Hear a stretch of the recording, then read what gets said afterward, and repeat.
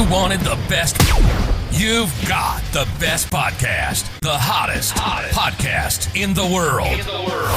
The Chris Voss Show, the preeminent podcast with guests so smart you may experience serious brain bleed. The CEOs, authors, thought leaders, visionaries, and motivators. Get ready. Strap yourself in. Keep your hands, arms, and legs inside the vehicle at all times, because you're about to go on a monster education roller coaster with your brain. Now, here's your host, Chris Voss. Hello, Chris Voss here from thechrisvossshow.com. Ladies and gentlemen, our listeners, that makes official welcome to the big show. As always, Chris Voss Show for 16 years and going on 2,500 episodes has been sharing with you some of the most amazing stories, journeys, lessons of life, things that people have done with the cathartic moments and how they grew and changed for them. And they come on the show and they teach you how to maybe survive some of the things that you may have experienced as well, or get some perspective, or, just learn something new. That's what I always do every day on the show. I learn new things every time from our wonderful guests and different perspectives too. Sometimes there's a million different ways of looking at something, and sometimes you don't see it, and so you get that sort of experience. But in the meantime, we must get you and cajole you to go to goodreads.com/Chris Voss. Refer your family, friends, and relatives. Go to facebook.com/Chris Voss, linkedin.com/Chris Voss, Chris Voss 1, the TikTokity, and all those crazy places on the internet. Opinions expressed by guests on the podcast are solely their own and do not necessarily reflect the opinions of the host or the Chris Voss Show. Some guests of the show may be advertising on the podcast, but it is not an endorsement or review of any kind. Today we have an amazing young man on the show. We're going to be talking about his book out July 18th, 2025, called Climbing the Hill by Amadou, Camara. We're going to be getting into it with him on the show and finding out his interests and all that sort of good stuff.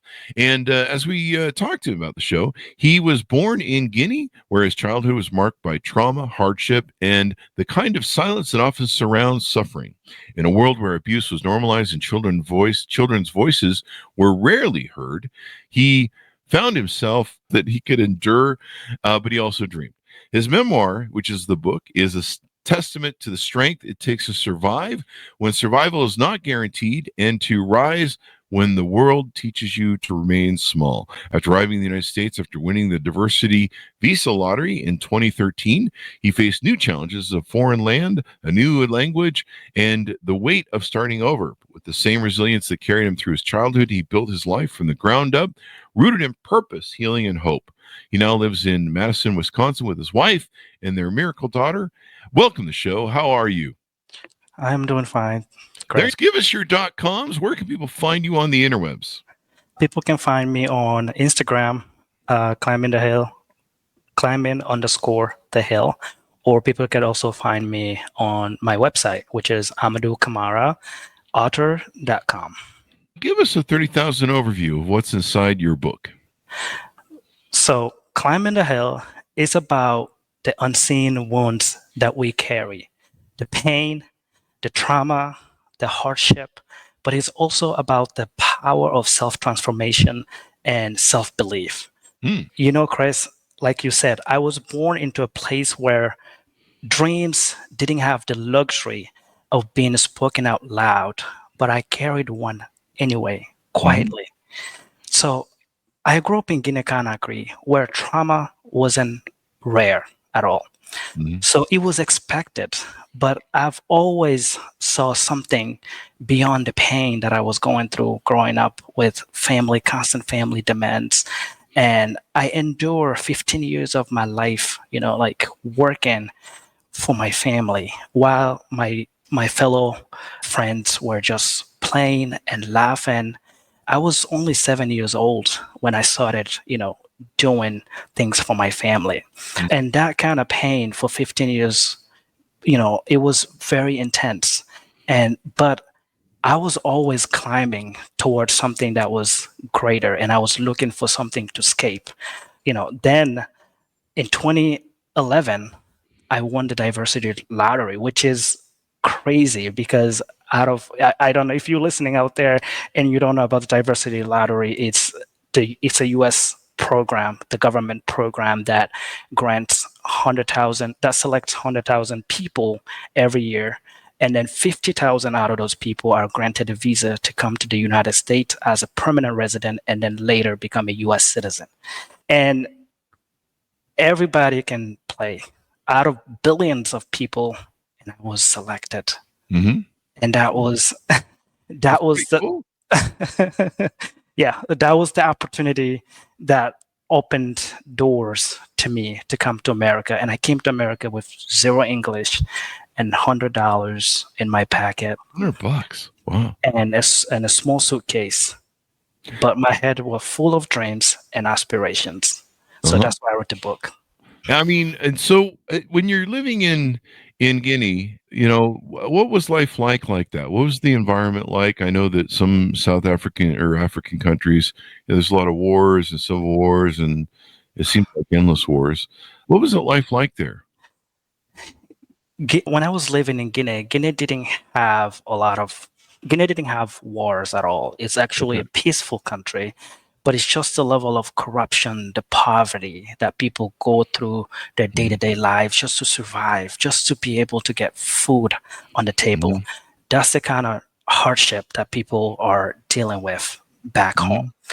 And then people deal with problems of getting water, for example, and that was my upbringing. Remember, like my upbringing in Guinea was the constant fight of getting water or electricity. Growing up in Guinea, that was the hardest part. Yeah, trying to just get the basics. Yes. You know? Yes. And probably safety and things along those lines, and everyone's probably competing for just the same basic fundamental things to have. Yep. Yeah. Food and water. I mean, basic things. And then, so at what point do you decide to come to America, or you decide to apply to come to America, and why would you do that? What was the interest there?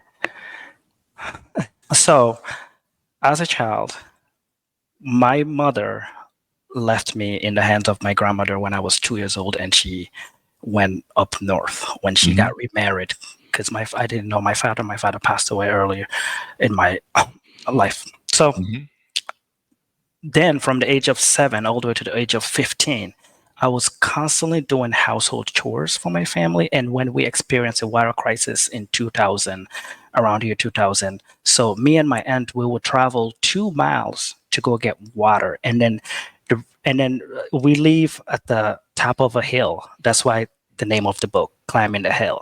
So we live at the top of a hill, which is a very steep hill. And we would go down the hill around 4 a.m., 5 a.m., 4 a.m. and 5 a.m. We'll go down to get water. So, and then the climb back up the hill. And then I had to carry these 20-liter bottles. And I was only 7 years old then. Wow. And then the pain that I experienced in my back was tremendous, was really hard. And then my feet felt like they were made out of lead, climbing back up. So, and I experienced that for 15 years of my life with my family. So because of that constant pain that I was experiencing, I was looking for opportunities that I didn't have then, until one day I heard one of my friends saying, oh, you can actually apply for the U.S. diversity lottery, which there's no guarantee that you could win, but you can actually apply. Then I was like, okay, maybe this is an opportunity for me to apply and to go to America and study architecture, because I've always wanted to study architecture. So that's the story. So now, tell us about the architecture influence. Did this begin at an early age? Did you have an eye for it? How did that work out? So for architecture, I wanted to become an architectural designer since I was in Guinea, because I wanted to build something that I never had, which you mentioned here, safety, one of the things, and then beauty and the structure and vision, because the constant fight of surviving and to redefining myself and rebuilding myself was something that was really hard and difficult for me. So I envisioned a life where I am a designer and I'm going to rebuild my life, but I'm also going to build structures as well. So that's where kind of like the architecture thing came from.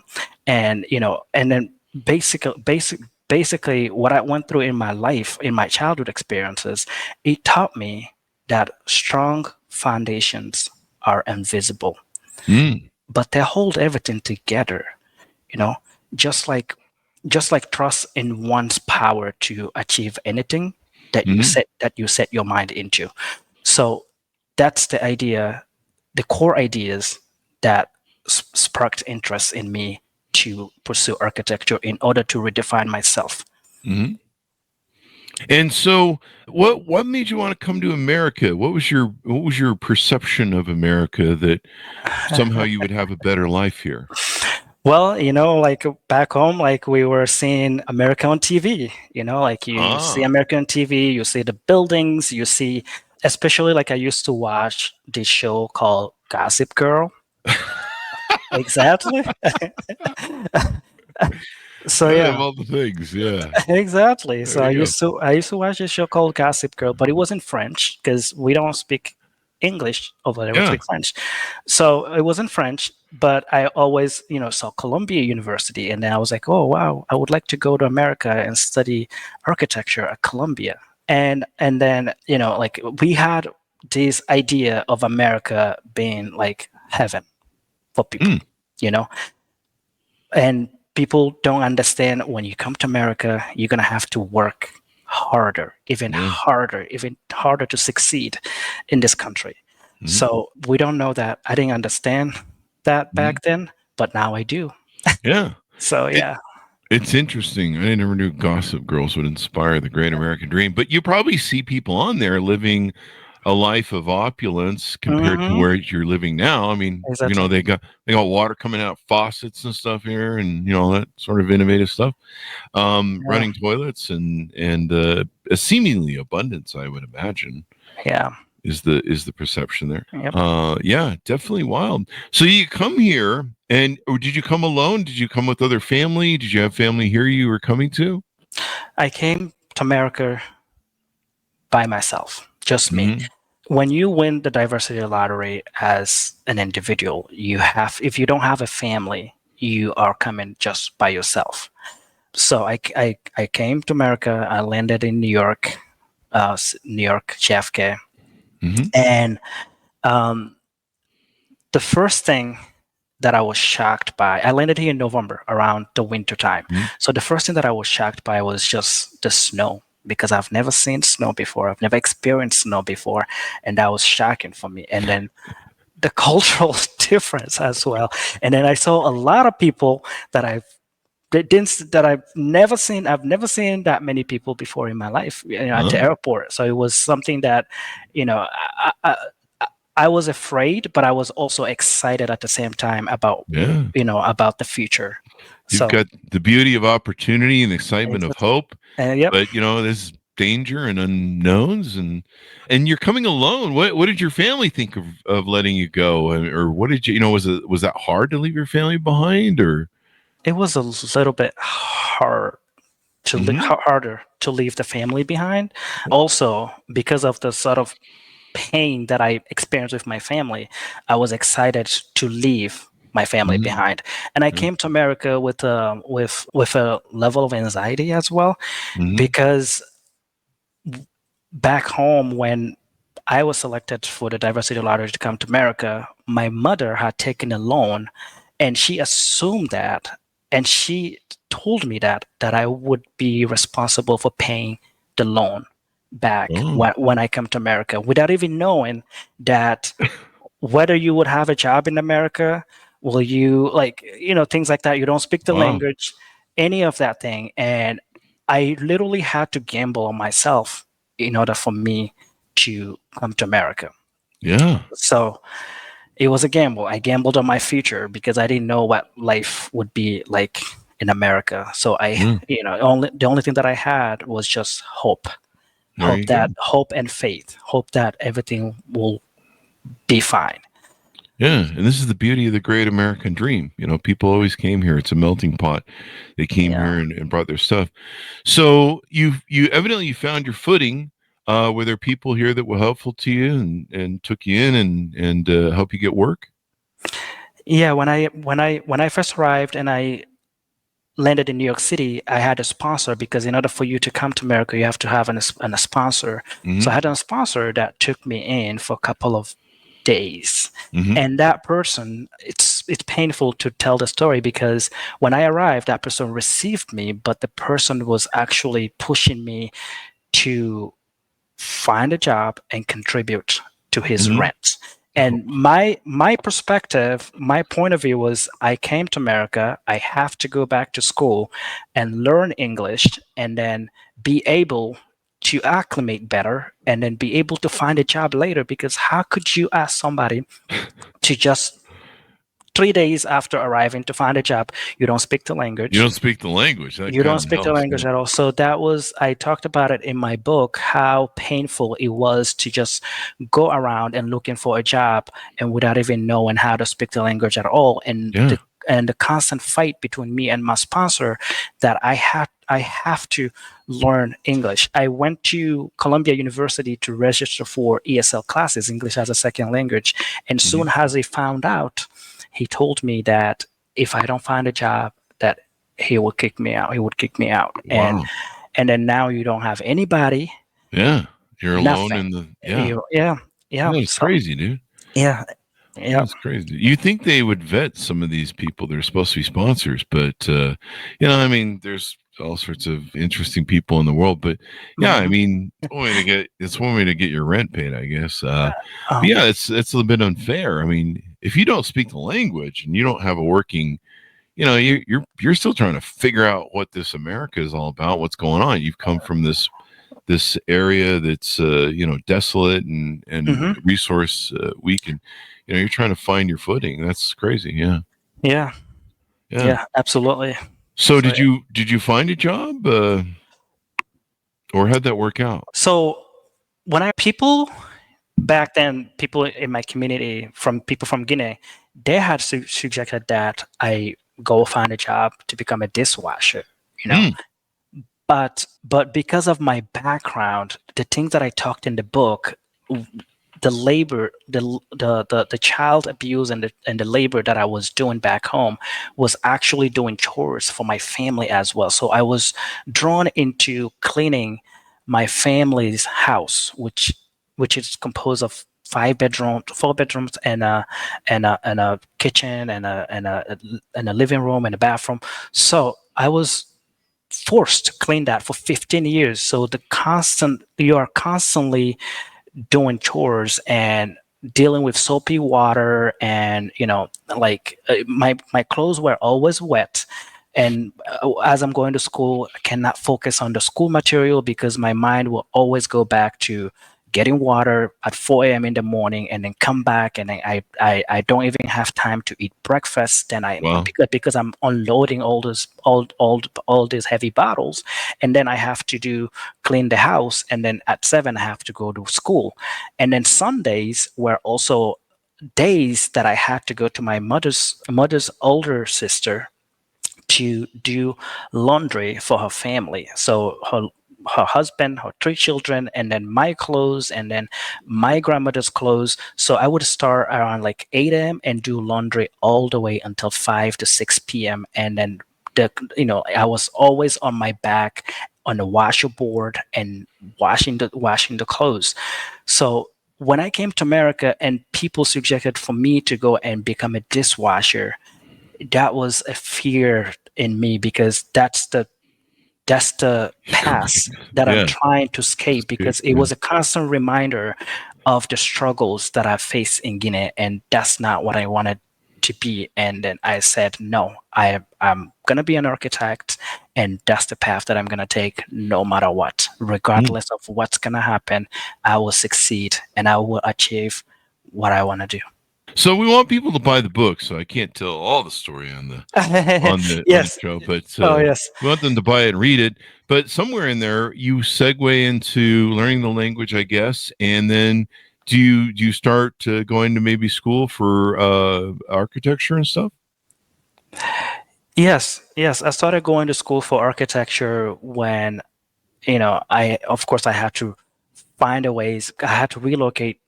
I have to change environment because New York was not working for me, so I left.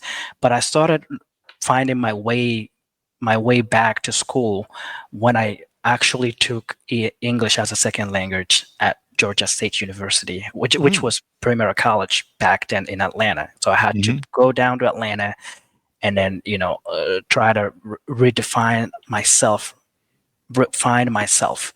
So that's when I found ways to go back to school and to study architecture. And so you have this real attraction to architecture. What type of architecture do you tend to like? Right now, like I do like healthcare architecture, and I do also like doing lab planning, science and technology. So that's what I'm doing right now, because the idea of designing spaces that actually heal people, and because that's my story, So yeah. That's a good journey. You're healing people and dealing with all those issues. And then I imagine you find family along the way. We mentioned in the bio that you're married and probably children, maybe. Yes, I find my wife. She's very lovely, and she used to live in Arizona, so I found her later in life when I moved to Wisconsin. Her brother is a good friend of mine, and actually, which is really crazy because he has the same name and last name as me. So that's how we connected and we bonded on that. So I met my wife. So I'm married. I have a daughter, and we live here in Wisconsin, in Madison, Wisconsin. Yeah. And so what do you hope people understand about when immigrants come to America? I mean, we're going through some interesting times here in 2025 recording this thing. And for my great grandfather came to America from Germany. I'm an immigrant too, technically, or a grandson of an immigrant. And when he came here, he spoke pure German in the 1800s. Yep. He was invited by the Utah Mormons, unfortunately, and but he stepped off the Union Pacific train in Salt Lake City, Utah. Didn't speak a lick of English, and thankfully, people were kind enough to take him in. And these are the people who helped build this country and make it.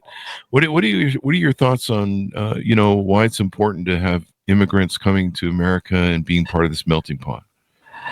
Yeah, Chris, thank you for asking that question, because I wanted to actually talk about that, because the book is so relevant on our current political environment right now, because, like, as we know, like, when people come to this country, I'm just going to throw a thought provoking out there.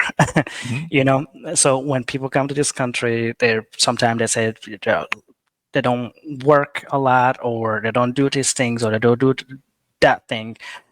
But one of the things, the reason why I also wrote the book is to actually help migrants see that it's actually possible to achieve whatever you would like to do in this country. It is possible. It's absolutely possible. Me coming from a different background, a very challenging childhood experience where I was experiencing abuse and trauma and all that, and coming to America and without even speaking any English at all, and being able to achieve my dream and my goals, it's absolutely possible. And I want people also to understand that, and I want people also to understand that empathy is important. Yeah. Like, you have to understand someone's perspective without judgment. And for me, I had to master that to survive. People carry more than you can see. And they have been burned, silenced, and told that they are not enough already. But you can only understand that when you have experienced pain yourself, because then you become soft, because you have been exposed to sharpness for too long. So you feel empathy in your heart when you see someone struggling.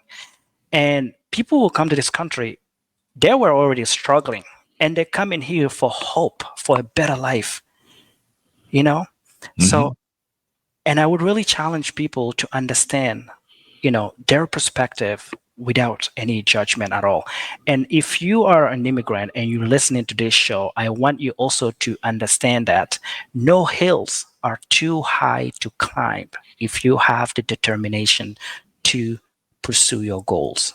There you go. That's what I want you to understand.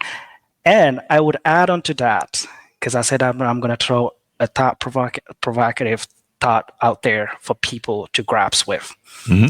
So I would like to ask people, if you think that, because I came to America through the diversity lottery, and it opens up doors for me, and I use that opportunity to become a U.S. citizen and to work and to contribute to the economy of this country. So I would like to ask people out there, do you think that the U.S. diversity lottery is something that Congress should continue to do, or do you think that the U.S. diversity lottery is something that Congress should not do? But I would also challenge you, before, read my book and understand, and let me know. Yeah. And they should have empathy for your journey. There's so many people that have come to America that have changed it in so many ways, and many of them are small and minute, but it's a rising tide that lifts all boats. You look at Steve Jobs. Steve Jobs was a child of an immigrant who came here from Syria. Geez, if we'd never let Steve Jobs in the country, can you imagine what this world would be like? iPhone had never been invented, and a lot of the media, social media, all the great things that came out of kind of the democratization of that data, may never have come to light, or at least not in the format that made it as successful as it did. I mean, it spawned so many industries and businesses and stuff. I can't imagine what this world would be like without it. We'd probably still be, I don't know, typing on Blackberries, I suppose. Absolutely agree with you. Absolutely agree with you. And it made this country good. And immigrants work probably far harder, 2 or 3 times, maybe more, than any normal American. We take, as Americans born here, we take a lot of this country for granted. Absolutely. And its values for granted. And it seems like until we lose it, we're not going to really value it. But when immigrants come here, they have a dream, and they're coming from a place that is so awful, and they don't want to bring that here. They want to bask in being an American. Yeah. And, studies show that America assimilates immigrants better than any other country. Like in France, they really have trouble. In other countries, they have trouble. People come here because they want to live the American dream. They don't want to live the Guinea dream. Nope. The American dream. They want, I don't know, they want baseball and McDonald's, I guess, or something. Pick your thing. But so how did things work out with your family in Guinea? Did they maybe eventually come here? Are they still there? How was it like being estranged from them? They're still there. Most of them are still there. So we just talk and communicate sometimes. Not all the time when I'm free.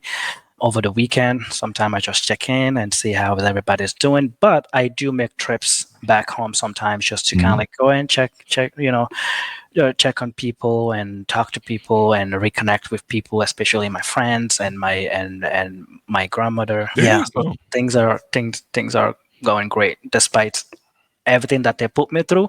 But I also say thank you because I am the man. I am who I am today because of the life experiences that I've gotten along the way. Yeah. I mean, these are the things that drive you. These are the things that motivate you. These are the things, we are all, our stories of our life and our trials and tribulations are the fabric of our life. They're the stories. I mean, we all kind of go through things that shape us throughout life, but you kind of, sometimes you look at your life and you go, God, what would I be without some of those trials and tribulations? Very true. Where would I be? And maybe you wouldn't be the same person. Maybe you'd be in a worse place. You never know. Yeah. So there's, sometimes you just have to go, that's my story and I'm sticking to it. And of course, beautifully, you wrote a book about it. Was it good to see. I mean, I don't know if your mother got to see your success and your family got to see your success and go, yeah, you made it. All right. Good job. My mother, she did indeed see my success. Yes, she did. There you And go. my family, they're super proud. They're very proud. But they won't be so thrilled that I actually wrote the book, because the thing that they put me through is seen as normal in our culture. It's normal that you're supposed to do those things in order for you to get benedictions from your elders. So that's the thing. Like, and then when I wrote this book, I actually broke the silence.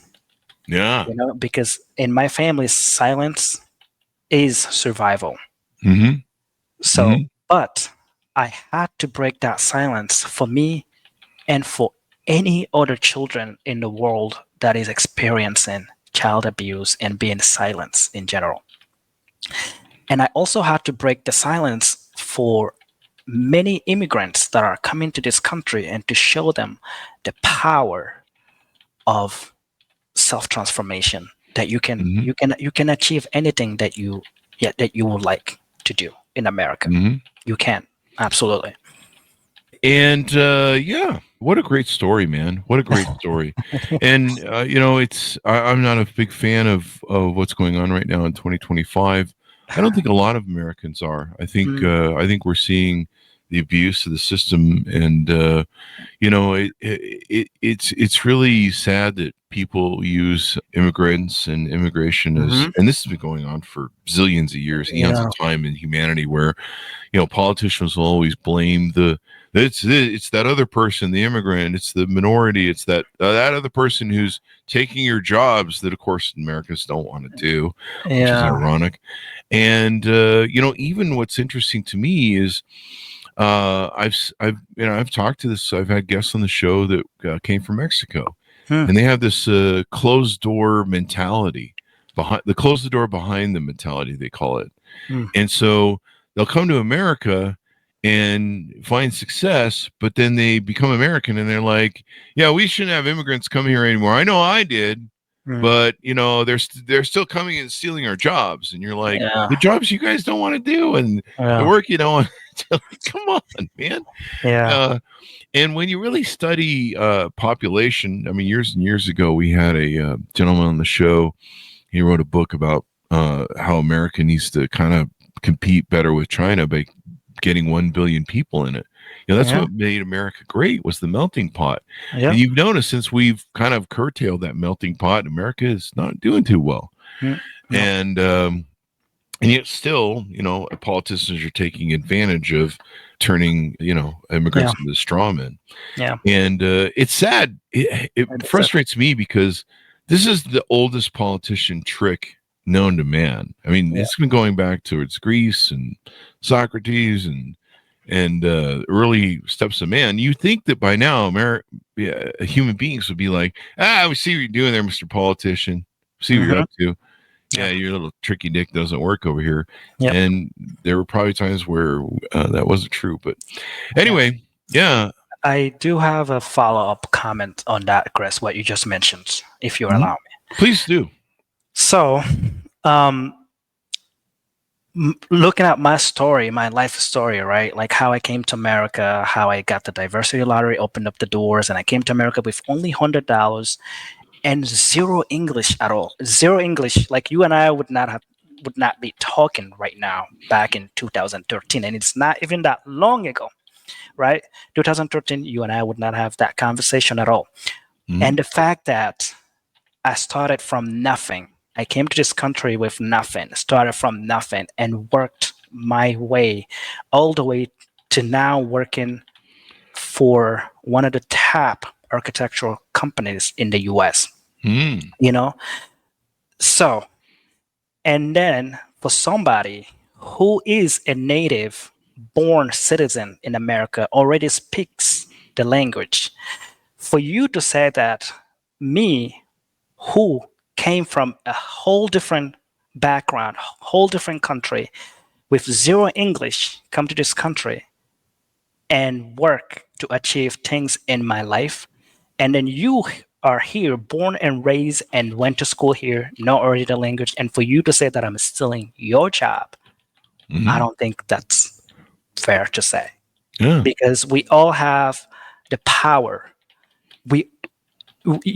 You are the architect of your own life. Yeah. You make the decision. You are Congress of your own life. Mm. You are responsible for deciding the policies in your life, where you want your life to be, and what you would like to do in your life. So, so it's not fair for you to sit down and just say that, oh, this person or that person is stealing my job, when that person finds you here. You already had an advantage, which you speak the language. You're born here. You went to school here. You know the system, and that person really had to redefine their identity. They had to find a way. Who do I want to be in this country? So that alone, people should understand that, I think. Most definitely. And you have to think from an abundance mindset that when people come here, they're going to contribute and lift. Yeah. You can't think of scarcity, because if you think of scarcity, everything shrinks and fails. And that's what this country was built on, was abundance. It's like, hey, there's so much land here that's still undeveloped. There's so much opportunity. And that's what America was always sold, was the land of opportunities. Yes. If you could come here, you could make something, you could contribute, you could donate, and everything else. But like I said, with the politicians, it's really time we see through the evilness of their nature. And I'm not throwing all politicians on the bus, because we've got some good guys on the show. But anytime one of those politicians is pulling those trick bags where they're like, "Oh, that other person's the problem," it's not. And 99% of the time, it's politicians and the laws they pass that are causing the problems we're having. So Amadou, as we go out, tell people where they can pick up your book, where they can get to know you better on your .coms, et cetera, et cetera. Climbing the Hill. The book is available everywhere. It's available on Amazon. It's available at Barnes and Nobles, even at Walmart, and it's also available at bookshops.org. And if you are out there and chasing a better version of yourself, I'm right there with you. You can find me on my social media account on Instagram, climbing_the_hill. Or you can shoot me an email on my website, AmadouCamaraAuthor.com. But I don't know if they know how to spell Amadou Camara, though. There'll be a link on the Chris Voss Show. Okay, thank you. It's spelled Amadou, Camara, Camara. Yeah. So there'll be a link on the Chris Voss Show. You can link to that. And, of course, check out his book, Climbing the Hill, out July 18th, 2025. Thank you very much for being on the show with us. We really appreciate it. No problem. Thank you so much, Chris. I appreciate it, too. Thank you. And thanks so much for tuning in. Go to goodreads.com/Chris Voss, LinkedIn.com/Chris Voss. Chris Voss won the TikTokity and all those crazy places on the internet. Be good to each other. Stay safe. We'll see you next time. Thank you.